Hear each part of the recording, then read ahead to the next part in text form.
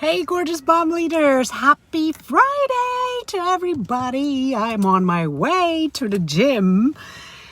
Well, believe it or not, it took me about 20 minutes to find my gym bag because I haven't used it in more than a year, I think now. I was like, oh my God, where's the thing? Where's the thing? Where's the thing? I can't find it. So tell me, what's one thing you haven't done in like a year because of Corona? So, wherever you are, you might have had different restrictions. We've just literally come out of lockdown about, the last 2 weeks, and things are starting to slowly move back to normal here in Germany. And so I'm super excited to meet up with a friend of mine tonight at the gym and just go and do a little bit of swimming and chatting and talking and catching up. And I'm sweating, you guys. It's really hot. It's really hot. So excuse my appearance today.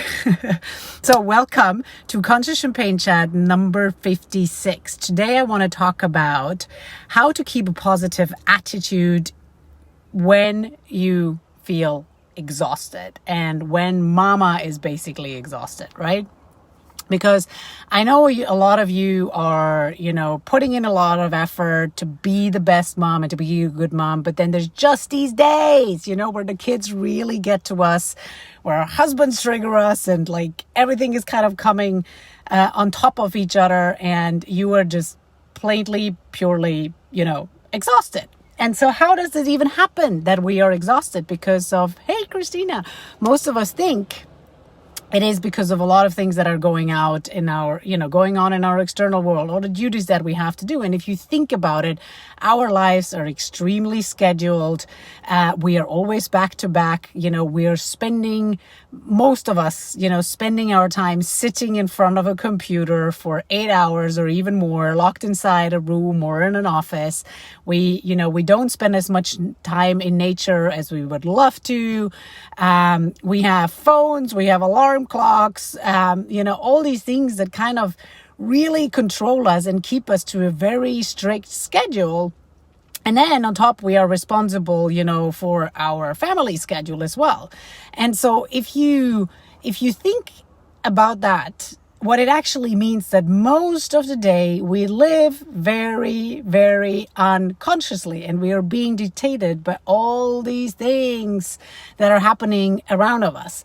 And so it's really that like the stimuli in the outer world are actually controlling us, and we are being controlled by the external rather than having an inner awareness of what is actually going on. And so what happens is that our children then at the end of the day, or the ones we love the most, really get the best of us. So what's this type of living called that leads to us being constantly exhausted, and then even due to our best intention, we can't keep up the best, we can't keep our positive attitude, is because we're constantly living in a state of unconscious reactivity.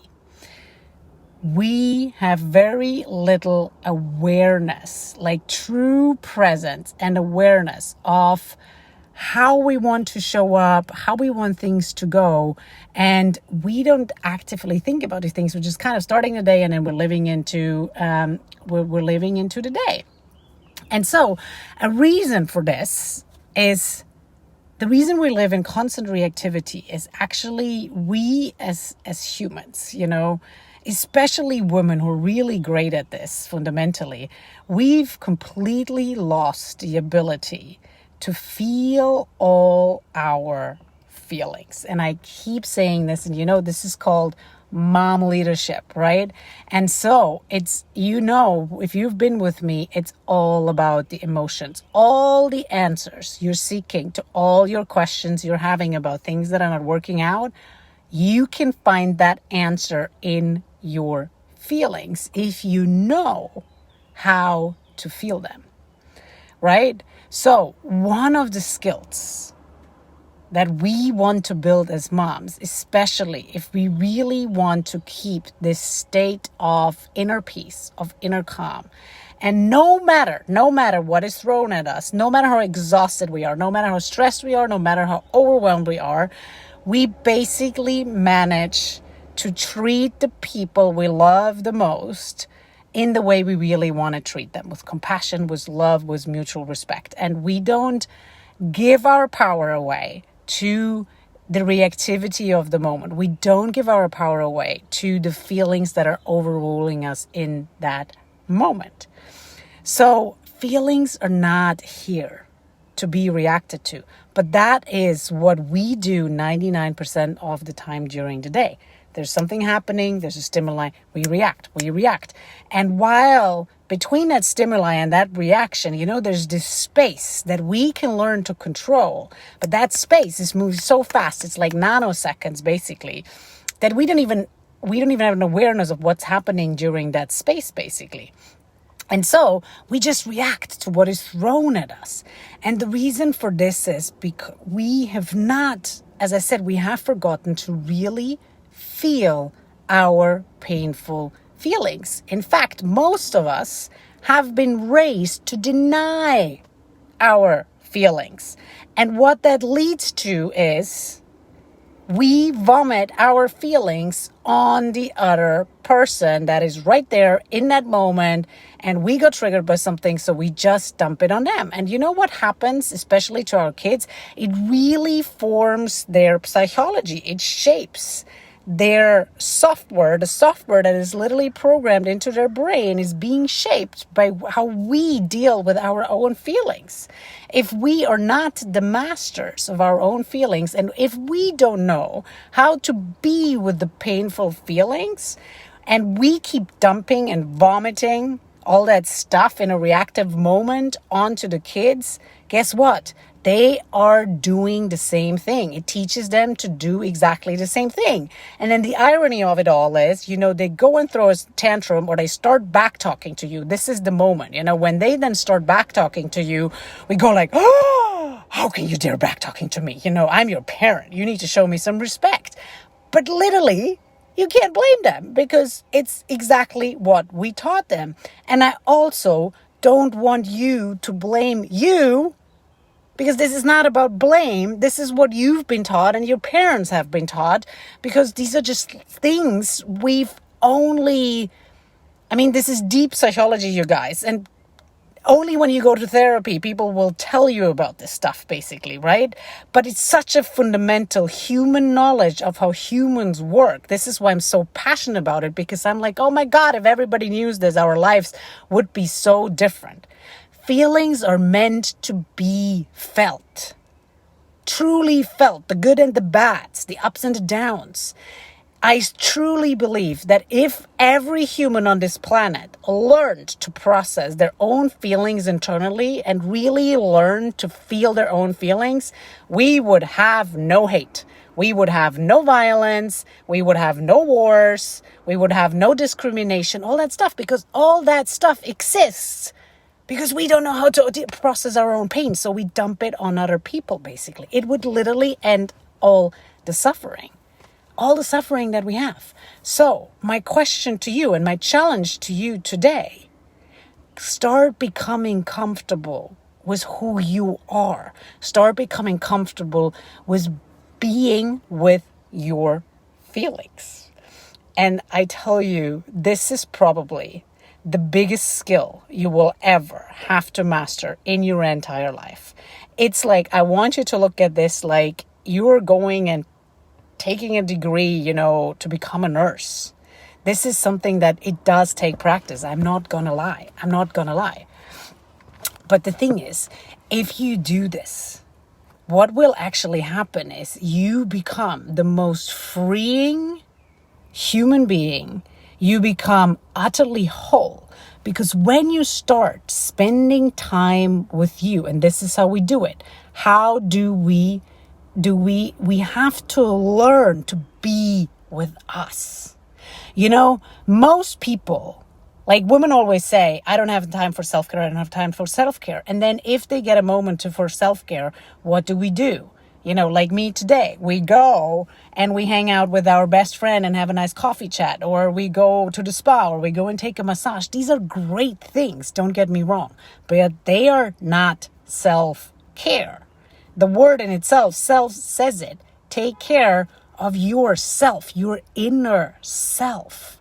True self-care means you start becoming your best friend. You really start spending time with you. One of the things I do every morning is, before I say hello to the world, I say hello to me. This is where it comes back to being selfish. These are the little selfish moments that I take out for myself, because I know when I'm being selfish about these moments, I'm actually being the most generous and most giving person for the rest of the day. That even when I realize I'm tired, I'm exhausted, I can proactively and consciously interact and not unconsciously react. It's a big, big, big, big difference. So my challenge to you is spend time with you. Spend time with you sitting in the uncomfortable. Don't go and grab the glass of wine. Don't go and get the cigarettes. Don't go and binge watch TV, or don't go and scroll up and down on social media. Be with you.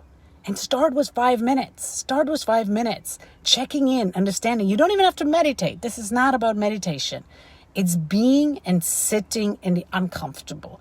Because when you do that, when you sit in your uncomfortable and you start bringing the side out of you that you don't like about you, the side that is impatient, the side that is too fast, the side that is too loud, the side that cannot be calm, that whatever you're judging about yourself, and you really befriend that and you bring conscious awareness to that side, you're going to become whole and complete. Because only you can truly heal it. No alcohol, no cigarettes, nobody else. Nobody will be able to fill that for you. You have to learn this job.